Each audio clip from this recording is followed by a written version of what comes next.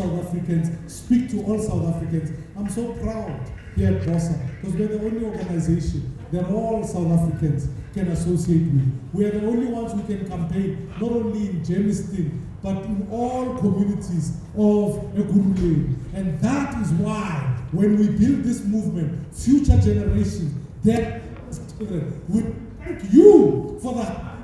Yeah, because they will say, if it was not for you, we would have been into our races, to our streets, to our towns. But because of you, you made it possible that a child from Soweto, you who made that possible, you made it possible. And who studying anywhere else can one day represent their country in whatever they do. Now is the time to build. I hope as fellow South Africans, you realize the mission, the task that is before us. And therefore, without wasting too much time, I want to allow to not keep you in suspense, but to then take it forward. Amantha, God bless South Africa. Thank you very much. I think it's okay now.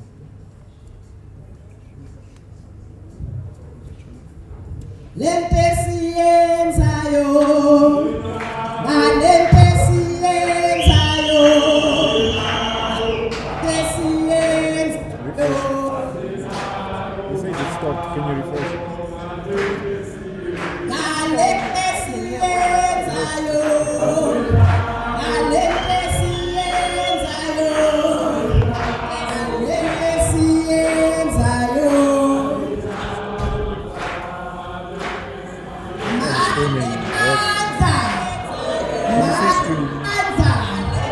Viva Bossa Viva! Bossa Viva!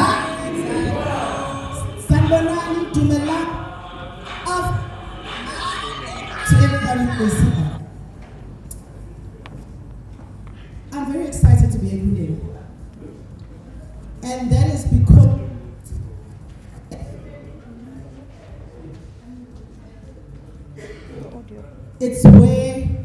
it's one of the sites we have. I want to see my name. Provincial leaders that are here, our provincial leader that is here, all the regional leaders, Bossa, Pastors David and Denise, acknowledge you and thank you for being here very much. I watched a documentary that is about the struggle. And I was in tears. I was in tears because I was reminded of the real sacrifice of the blood that it took to win our democracy. And I was reminded of that Ekurhuleni where ordinary activists, people, citizens, trade unionists, No, you don't have to display those. fought for our democracy. Okay. Yeah, the stream is not. And I It's not running anymore? No. paid. Sorry? And on the willingness for people to give their life. We see today, where it's about positions, it's about money from South Africans. And I was reminded of the responsibility that we have. And we are today in a municipality where we have to ask the question whether we've been faithful to that sacrifice, whether we've been faithful to the promise. Today we speak about failures, particularly in Ekurhuleni. Dr. Mayoral spoke about some of them. Failures in service delivery, infrastructure, healthcare. It has serious of corruption and governance. It's like Tembisa, we all think it's the experience. What it does. I have a cousin who was failed by the system in Ekurhuleni, and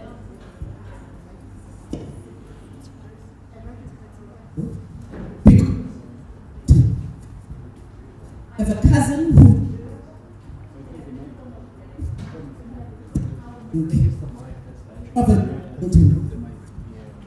he was failed by the electricity system, energy. and while there was no formal dwelling, caught fire. He was failed by the structure because the ambulance couldn't get to his informal dwelling. You guys have extra batteries. So getting out on time for the live in Ekurhuleni. The system failed because Batteries. also, and so the neighbors that had to use buckets and try and use them failed them because when it got to take No, they are going to get a battery. No, we are connected to the laptop. and ultimately when he died, it was because he The wasn't getting Bluetooth is the Bluetooth. education he needed in Ekurhuleni Probably the battery. at Teresa Hospital. Yes. So there's no other mind. Completely failed me. Because we're not handling My man. They say it's a Bluetooth mic. Talk started Build One South Africa. Going to save us but us. And today is significant of that as we introduce our candidate today. If we're looking for people who are prepared to answer the call of this, people who are prepared to build, people who are prepared to set lead, They think maybe something that is who connected to the mixer. is one of those people.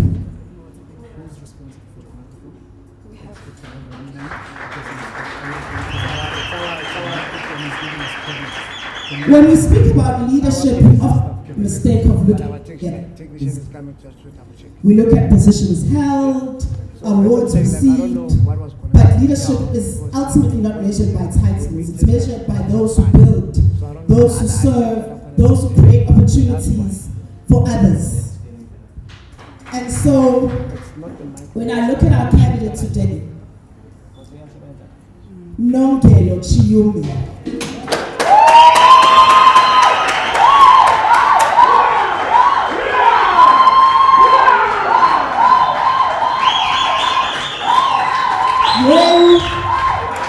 When I look at Nongelo Chiyume, what stands out is not only achievements, but a full commitment to serve. For more than 2 decades, looked across South Africa's arts, culture, community development sectors, and he's been a participant that serves. He has been an organizer fervently. He served as the South African Art and Culture Youth Forum, which is one of the country's largest youth arts organizers, and he has helped to organize and amplify the young creators in South Africa. He has served on the City of Ekurhuleni Creative Council, contributing to the development of arts and culture within his metro. He has served on the Arts and Arts Council, helping shape conversation, future in our province. He has served on the National Major Events Panel, period of national health advisor, a policy a strategist, a communications practitioner, and there's one commitment to build and to creating opportunities for others along.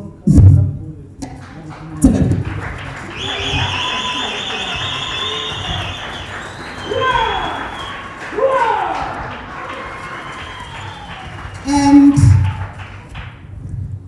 what I particularly admire is that Nongelo understands something many leaders miss.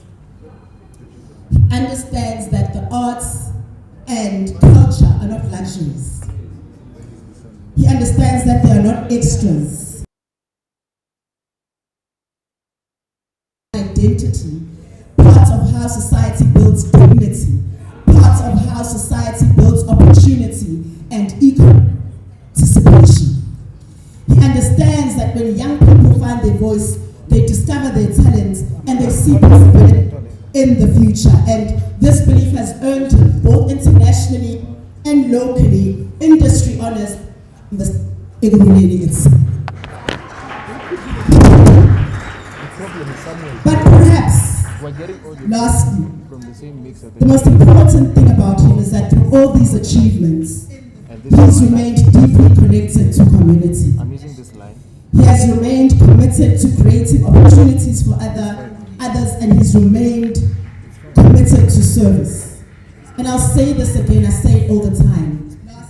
He is exemplary of the kind of leader that when we started Build One South Africa for, we wanted to create an opportunity and platform to serve communities. This is who he is as a builder. And I have to mention that he carries the legacy of the late and our beloved Mam Connie Chiume, who I had the pleasure of meeting and working with briefly.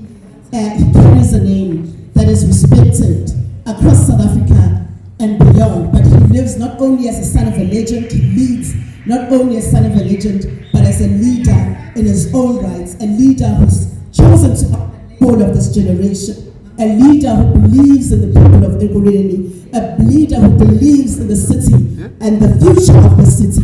Ladies and gentlemen, help me in welcoming our Ekurhuleni Mayoral candidate, Nongeno Chiume.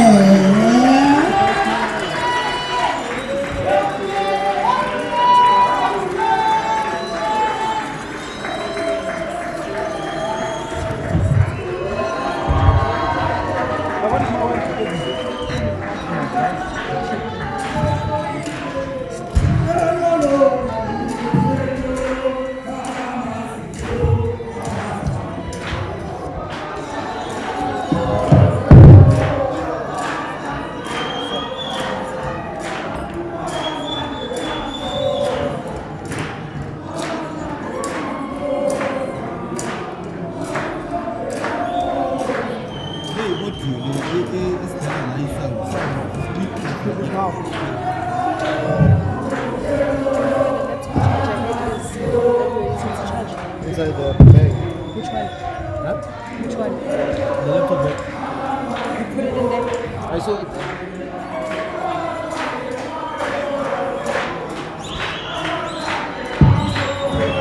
Pick up, Manda away to long live any long live Iba. Thank you very much. Asina mala sina luto, asina mala si sebenze. Imale, imale. Asina mala luto, asina mala si sebenze. Amanda. I sing the song because I think about the majority of young people, even older, who are faced with the crisis of unemployment in South Africa. I can imagine at the time of our country's history when this song was sang, not only the emotions but the conditions of those who sang these songs with a passion. Sang them with a broken heart, sang them with an uncertain future. But what drove them was the determination to say we shall achieve. Njengoba singena mali singasebenzi, njengoba mali singena lutho, those are the realities that still confront South Africa today. And not very different from those emotions are the hopes and the promises that have been broken. Both our leaders here today reminded us of our country's rich history that we cannot ignore as a generation today. We must be able to acknowledge that we are in a new phase of a journey. And that journey is about inclusivity, is about development, is about growth. And that summarizes it to speak about that it's about the economy. Poverty does not know a race. Poverty does not know a religion. Poverty does not know a gender. But my conversation with you today is not necessarily just about that. Let me officially take this opportunity to thank you for being here. And before I speak to you about anything else, whether about policy, about the plans that we have for this city as Bosa, allow me to speak to you with gratitude. Gratitude for the people of Ekurhuleni. For those mothers who wake up in early mornings preparing food for their children for school. Even when there is no electricity in some instances. For those fathers and grandparents, young people, workers and business owners who keep going even when the city fails them. For the residents who still believe that this place can work, like we all do, even after years of disappointment that our people have been faced with and confronted with. I also want to acknowledge what we have already acknowledged is that we stand here today not just because we are Klan or we are a special kind. It is because of the history and sacrifices that has been made to bring us to where we are today. And just like this city, like Dr. M.M. mentioned, carries that rich history. Our conscience must always be reminded of that as we progressively craft a future that belongs to all and a South Africa that we once dreamt of in 1994. This is a place where dreams were nurtured and dreams grew, where people fought to dream, and not only just to dream, but to dream in public. They fought for the right to vote. They fought for the right to live with dignity. For the business owners who continue to strive to create enabling local environments in their communities. And for all those that have walked the miles into our city halls and our streets, chanting with the aspirations of freedom. We must also be honest that as beautiful and as encouraging and as memorable that history is, that promise has been broken. And we must not take that history lightly. The promise of the struggle has not reached all South Africans. The promise of the struggle of the people of Ekurhuleni has not reached enough people of Ekurhuleni. We continue today in some communities, like in Faramia Gardens, who have been waiting for title deeds from this government for 30 years. It means that they have been robbed of certainty and security and dignity for 30 years. Dr. Mayoral, I wish to add to the call of taking up a case on behalf of the citizens of Ekurhuleni to the court. I want us to embark on a court case to ensure that the people of Ekurhuleni, particularly in examples of Faramia Gardens, receive their houses. It's been 30 years, and that is a battle that we must take on. And to the many communities who are still waiting, to the many young people who are still unemployed, to the many families who live in broken roads and broken streetlights and a broken system of trust, to the people that still believe in the future, you have not failed. Government has failed you. Ekurhuleni has not failed because its people lack ambition or because the young people lack talent. It is because our communities have been failed by Abizana Matoki. And it has failed, and because we have left politics to be left to politicians for too long. And politics have been placed above the people. I am from Ekurhuleni. I am from the city. Streets. I know these roads. I know these corners. The tlase ke re ke motho wa strata. And with that being said, it is not normal that we should continue in these conditions. I am encouraged by all of you who are gathered here today to witness a new journey for Ekurhuleni and its residents. So today I stand before you not as someone who comes from outside, but someone who is a resident of Ekurhuleni. And not just to observe, but to take on the call to fight for the sustainability and the protection of the basic human rights of the residents of Ekurhuleni, like water, as Dr. Maimani mentioned. Let me also make this quite clear. Delivering on these promises is our obligation. Clean streets is not a favor from government. A working traffic light is not a miracle. Reliable water is definitely not a luxury. These are the minimum standards that government should be providing to its people.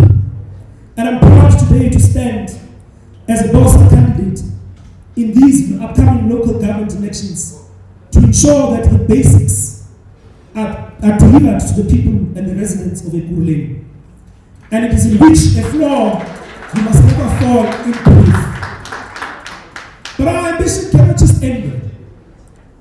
Our ambition is to ensure that we build the city brick by brick, builder by builder, to ensure that we secure and protect the future of those who are yet to live in the city. So Ekurhuleni in particular in this case is one of South Africa's manufacturing heartlands. This is a city of industry. It's a city of movement. It's a city of connectivity, transport, logistics. And this city should not just be a functioning city. It should be a competing city. When you speak about innovating for the future, you cannot speak about the futuristic vision without an ambition and a plan. And as BOSA, we have that plan. The world is definitely changing. Cities are no longer competing for services. They are competing for investment, for jobs, for skills, for innovation, for young talent. And Ekurhuleni is definitely one of those future cities of the world. We must build a world-class competitive city that attracts investors, a city that works, where business owners can rely on an efficient municipal system and electricity, and roads that will carry their goods. The municipality should not stand in the way of growth and business. The municipality play its role as government in creating an enabling environment for the creation of jobs and economic development. However, growth, if it does not reach the young person from Tembisa who's been looking for a job. Growth does not mean anything when there's a young child being raped in Davidton because of unfunctioning street lights and poor services provided to the residents of Ekurhuleni. It is fundamental about dignity. Believes that in building one South Africa, an opportunity is not reserved for a few, but for everyone who is connected to a city. And it definitely should not be a city where opportunities are given to those who have proximity to leadership or political connections. We have witnessed for far too long in Ekurhuleni many people working from outside of Ekurhuleni when the majority of people in Ekurhuleni are unemployed. Our vision is a very clear one. Our vision speaks of strategic priorities that not only make a city a world-class city in which residents can live and strive from, or any resident should be afraid to walk to home from work, but it must be a city where any young person can be free to dream and dare to dream, and in communities that are safe and clean. Ekurhuleni deserves a professional and a dignified city system that is built on trust, that is built on integrity and morality. With that being said, it is important that we look at systems or departments like the Ekurhuleni Metropolitan Police Department ensure that we capacitate them to deliver on their mandate as an enforcement agency for safety. On the engagement of safety, the conversation of safety, this means that our plans as BOSA is to introduce CCTV, surveillance intelligence systems, to monitor crime hotspots around Ekurhuleni.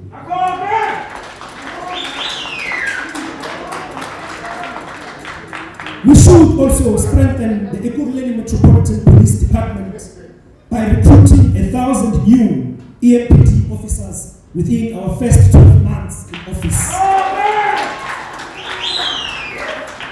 Deploying them to crime hotspots around the city. Our goal is simple. We want EMPD officers that can protect the residents of the city of Ekurhuleni and ensure safer roads. We should ensure that there is accountability built on trust and honesty to those who deserve protection. Our residents deserve confidence in a law and a system that is applied fairly and professionally. But safer streets is not only the only solution. A crime prevention program that we will implement as BOSA to ensure